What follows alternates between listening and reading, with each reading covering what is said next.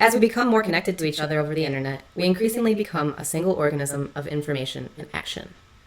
The internet may enable us to transcend reality as we know it by connecting us together to form one entity with millions of individual perceiving nodes. I personally believe that the technological singularity will occur within my lifetime and that we will experience an enormous change in social configuration. I believe we can achieve world peace by understanding the individual realities of every single person. Welcome to Church of Internetology.org. I'm Jessica Mullen. And I'm Kelly Cree. And today we are life fucking Thelema. And Aleister Crowley. Today's Aleister Crowley's birthday. That's why Todd sponsored this particular ep on this particular day. And that's why we decided to bring back the Church of Internetology. Thanks, Todd. What is Thelema? You know, I didn't read too much about Thelema. Would you mind talking about what Thelema is? Thelema is a philosophy and a religious study that says that your job here on Earth is to follow your true will. And Crowley's definition of true will is the same definition that we would use for higher self or non-physical self or vibrational self. And the way that you know that you are following your true will is if you're in alignment with your source energy. Thelema is the same thing as what we believe, which is to figure out whatever it is that your higher self wants to do and do that. And the way you figure out what your calling is, what your purpose is based on your emotions. Whatever you do that makes you feel good is indicating that that's leading you towards your path of what your higher self should be doing. So I just want to make clear that the part about emotions is not talked about in Thelema. That's our philosophy. No, that's Abraham's. That's Abraham. So the reason why Todd wanted us to do this ep is because he wanted us to talk about these philosophies that have been around for 100 years that are the same as this new philosophy that we just discovered, the Abraham Hicks religion, whatever you want to call that. Teachings. Friends of Abraham. Teachings of Abraham. And it's really fucking cool because we've both been kind of saturated on Abraham and just looking for new perspectives, you know, just it's so refreshing to hear the same shit that Abraham talks about but in a different way. And we started reading this book, which we're reading The Return of the Perennial Philosophy. So it's so fucking fascinating because we just started reading this book right before Todd sponsors this ep on Thelema, which neither of us even knew what Thelema was, you know. But it's like we just keep finding more and more and more information, different philosophies that all say the same thing. We come from the same source energy. We're all the same thing.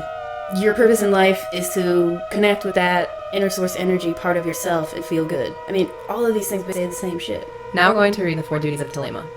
Your duty to self describes the self as the center of the universe, with a call to learn about one's inner nature. Admonishes the reader to develop every faculty in a balanced way, establish one's autonomy, and to devote oneself to the service of one's true will.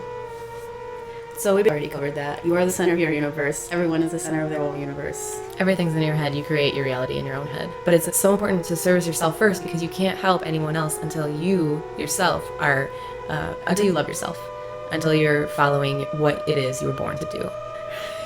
My understanding of the way the universe works is that your true calling was to just come here and have fun. You know, your true calling is to feel good all the time. Your true calling isn't to like fucking save puppies. To say that your true calling is to feel good just means that you're doing exactly what is natural to you. And so, first of all, you won't have just one true calling, like to write a book or something. That's not going to be your true calling. Your true calling is it's the 4th dimension. That's what blew my mind last night. Your true calling is the 4th dimension. It's something that's continuous and flowing, and it will never dry up. It will never stop. It's not one action. It's not one occupation. Your true calling is something that flows through you and calls you to act. And when you follow that calling to act, you feel good. That is so beautiful the way you put that. Exactly. Your true calling is to follow your true calling, which lasts your whole life. Right. It's not like one day you're done following your true calling. You're never going to get it done. Your duty to others. An admonishment to eliminate the illusion of separateness between oneself and all others, to fight when necessary, to avoid interfering with the wills of others, to enlighten others when needed, and to worship the divine nature of all other beings. I think this part is really where the We Are All One comes in, and you can look at it either as you're dreaming and everything is a figment of your imagination, or you can look at it as there are lots of different people who are just nodes on the koosh ball. Right. There's a central source of energy, and we're all just extensions of the same exact energy. So in order to progress in terms of enlightenment, you have to realize that people around you are not enemies, they're not separate from you, they are you. And that's what Hermeticism is the belief that we're all the same being, that we all come from the same source energy. And I think what the other part that comes into play here in number 2 is the idea of unconditional love. But you have to be able to look upon every single person and situation that you know with love, and it starts with yourself. And it's like, if you can't love every part of yourself, you'll never love everyone around you. Exactly. Your duty to mankind states that the law of Thelema should be the sole basis of conduct. That the laws of the land should have the aim of securing the greatest liberty for all individuals. Crime is described as a violation of one's true will. What do you take from that? There's not a necessity for laws, and that everyone should just do what they want. The reason why killing people or harming other people would not be a factor is because when you're serving your true self, you are taking responsibility for how you feel and how you act. And when you want to hurt other people, that's usually because you're blaming them for your problems. And so once you stop blaming other people for your problems, there's very little anger or resentment or feelings of revenge towards people. There might be a lot more suicides, but who cares? Whatever. Okay, number 4. Your duty to all other beings and things states that the law of Thelema should be applied to all problems and used to decide every ethical question. It is a violation of the law of Thelema to use any animal or object for a purpose for which it is unfit, or to ruin things so that they are useless for their purpose. Natural resources can be used by man, but this should not be done wantonly, or the breach of the law will be avenged. For instance, deforestation can cause soil erosion. That's kind of like, it's too deeply rooted in physical reality. It's like, your physical reality can change depending on what you get focused to. And if you focus on deforestation, yes, your soil will get eroded or whatever that was. Yeah, I feel like number 4 is just like where they toss in, oh yeah, and don't destroy the earth or something. Like, Todd's hypothesis is that the technological singularity, which Jessica discussed in the intro, will not blindside us, will not come as a huge surprise, but will be totally predictable as a storm is by its dark clouds. And the way that we'll be able to predict the technological singularity is by quantifying human behavior. And Todd suggests that if we were able to quantify everyone on Earth's behavior and to take note of whether or not they were following these 4 duties of Thelema, that we would be able to tell how close we were to the technological singularity.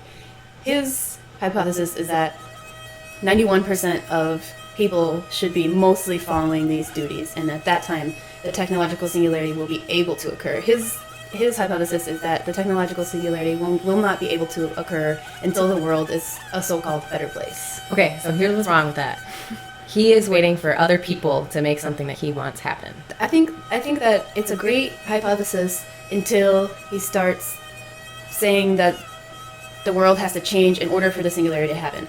I think the singularity is already in the process of happening, and I think it will have to do, it is closely related to Thelema and the teachings of Abraham and the perennial philosophy. And I think all that's going to happen is that people are going to realize that we're all connected to the same source energy. And that's why I think the internet is going to help facilitate that, because it's a physical manifestation of that concept of us all being connected to the same one. That's why we brought the Church of Internetology back. Because back then we didn't even know how deep we were at the time. We were talking about the singularity and how we'll all become one. But it's not going to happen like that. We already are one. And it's just that the internet is going to help people realize that. And I do think that things will get progressively better before there's a shift. But I do think that the shift is going to happen pretty quickly.